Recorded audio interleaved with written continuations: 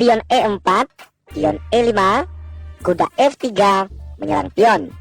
Pion D6 melindungi pionnya, gajah C4, gajah G4, kuda C3, kuda C6. Nah perhatikan, tadi kita memakan pion ini dengan kuda dengan harapan hitam akan memukul menteri kita. Pertanyaannya, bagaimana jika di posisi ini hitam tidak memukul menteri kita, melainkan memakan kuda dengan kudanya?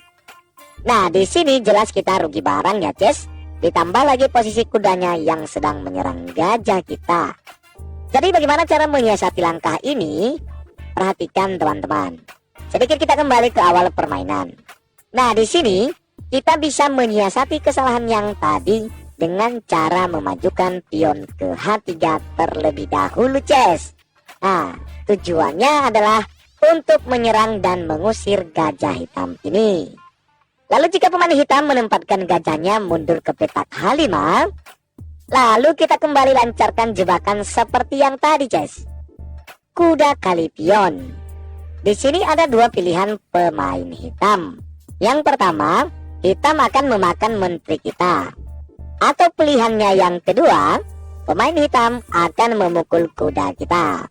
Oke, kita bahas satu persatu. Pertama, bagaimana jika hitam mencoba memukul menteri? Nah, jika betul hitam memakan menteri kita, maka sekali lagi selamat, jebakan kita berhasil. Makan saja pion ini dengan gajah, ska, raja hanya bisa ke E7, lalu kuda ke D5 dan skala. Lalu bagaimana jika pemain hitam ini tidak memakan menteri kita, melainkan memukul kuda? Ayo kita kembali ke posisi sebelumnya.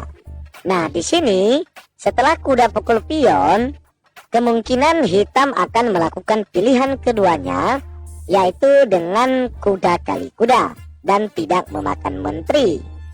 Lalu balasan kita adalah memukul gajah yang gratis ini dengan menggunakan menteri.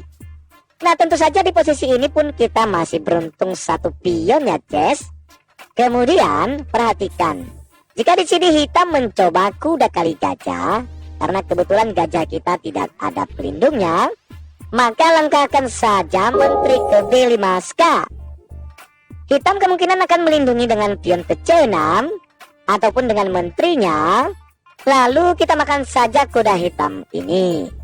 Kemudian dalam posisi ini pun kita lebih unggul ya, Ces, dengan dua perwira yang lebih aktif, sementara hitam masih berada dalam keadaan tertutup. Nah, jadi bagaimana, Ces? Jebakan ini sangat menarik, bukan?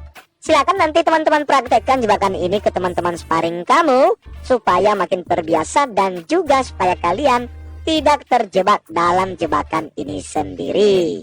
Lalu teman-teman, apa yang perlu kita lakukan untuk menghindari jebakan ini jika seandainya kita berada pada posisi buah hitam? Oke, kita kembali pada posisi sebelumnya ya teman-teman. Jika kita pemain hitam, begitu putih membentuk posisi seperti ini, langsung saja makan kuda putih ini dengan gajah dan selesai. Sengat dari putih pun tidak ada lagi, karena kudanya sudah kita tukarkan dengan gajah. Jebakan ini pun tidak berlaku lagi.